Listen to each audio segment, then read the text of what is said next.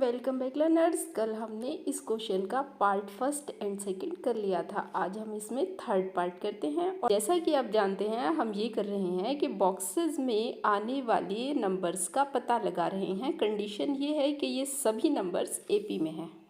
हमारे पास ये जो 5 है, इसको हम कहते हैं फर्स्ट टर्म। बॉक्स की जगह हमें मिलता है A2 और इस बॉक्स की जगह हमें मिलेगा थर्ड टर्म A3। और ये वाला जो है, इसको फिर हम कह सकते हैं A4। तो ये 4 टर्म हमारे पास है, A2, A3, A4। इनमें से आपको गिवन है A और दूसरा आपके पास है A4, वो है आपके पास 9.5। अब आपको सोचना ये है कि A = 5। तो A के लिए तो कोई फार्मूला होता नहीं है ना। A4 के लिए फार्मूला हमारे पास है और A4 का फार्मूला होता है A + 3D।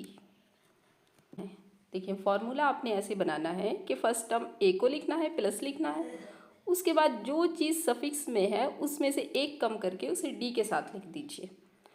इधर हम इस मिक्स्ड फ्रैक्शन को ऑड फ्रैक्शन में कन्वर्ट करेंगे। 9 2 ज़ा 18 और उसके अंदर 1 को ऐड कर देंगे, तो ये हो जाएगा 19/2। उसके बाद हम ये करेंगे कि इस लाइन के अंदर A की वैल्यू 5 रख लेते हैं, तो D निकल के आ जाएगा। तो हम A की जगह पर 5 रख लेते हैं, इस वाले A की जगह प्लस के बाद प्लस लिखिए और 3D को 3D लिख लीजिए, क्योंकि D हमारे पास है नहीं। D होता है कॉमन डिफरेंस। उसके बाद आप ये कीजिए कि इसे D के लिए सॉल्व करना है। सॉल्व कैसे करना है?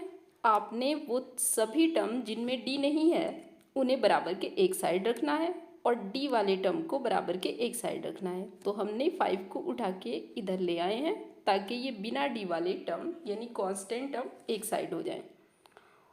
उसके बाद आप इन्हें सॉल्व कर लीजिए। देखिए, 19 का डिनोमिनेटर पहले से 2 है, 5 का कोई डिनोमिनेटर नहीं है, तो 5 की 2 से मल्टीप्लाई कर दीजिए, ये 10 हो जाएगा। और मल्टीप्लाई करने से ये फ़ायदा हुआ है कि दोनों का ही डिनोमिनेटर 2 बन गया है।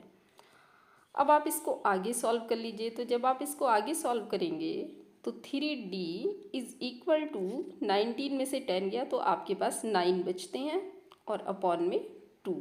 देखिए, स्टूडेंट जो गलती करते हैं वो ये करते हैं कि 19 में से डायरेक्ट 5 को सब्ट्रैक्ट कर लेते हैं। आपने ऐसा नहीं करना है, पहले आपने 5 की 2 से मल्टीप्लाई करके दोनों के डिनोमिनेटर को 2 बना लेना है।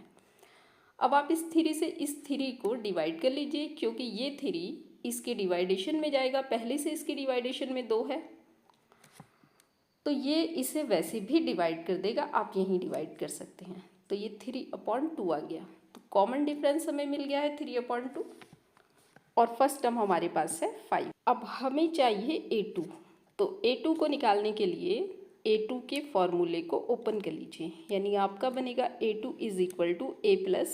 तरीका क्या बताया हमने? 2 में से 1 कम कर दीजिए, तो 1 और 1 को D के साथ लिखने की ज़रूरत होती नहीं है। A2 आपने कैलकुलेट करना है, A की जगह आप इंसर्ट कर लीजिए 5 और प्लस को प्लस लिखिए और D की जगह आप लिख लीजिए 3/2।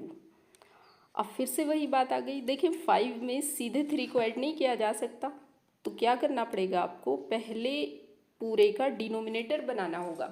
2 की 5 से मल्टीप्लाई कीजिए, 10 हो जाता है, प्लस 3 लिखिए, अपॉन 2 हो जाता है। अब पूरे का डिनोमिनेटर बन गया है, तो आप इसको ऐड कर सकते हैं और ये 13/2 आ जाएगा। ये अगेन हमारे पास ऑड फ्रैक्शन मिली, क्योंकि न्यूमरेटर बड़ा है, डिनोमिनेटर छोटा है। तो इसको हम डिवाइड करके लिखते हैं। देखें, ऐसे 2 से डिवाइड कर लीजिए 13 को, और ये आपका 6 टाइम डिवाइड होता है, 12 आता है और 1 रिमाइंडर मिलता है। तो ये जो आपका 6 आया है, इसे आप 6 को इधर लिखिए, उसके बाद आप फ्रैक्शन की लाइन खींचिए और उसके बाद आप ये जो रिमाइंडर बचा है ये लिखिए यहाँ पर, और जो डिनोमिनेटर पहले था डिनोमिनेटर वही रहेगा। तो आपका न्यूमरेटर बदल गया है और यहाँ पर 6 पूरा आ चुका है, तो ये 6.5 बन गई है।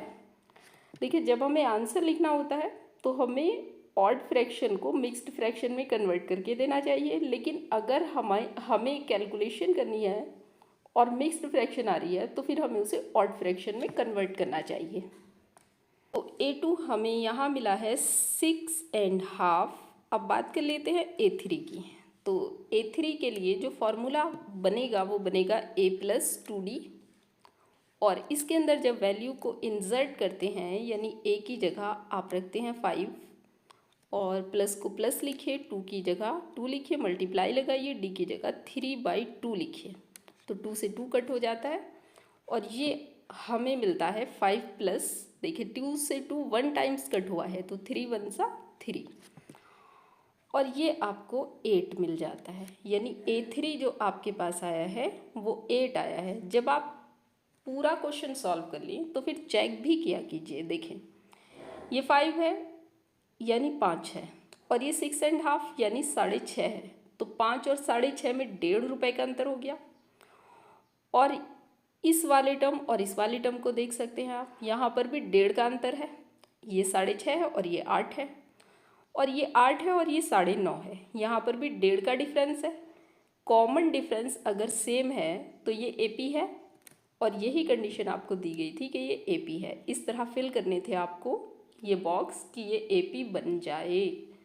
तो ये इसका सॉल्यूशन हो गया है, ये क्वेश्चन पूरा होता है।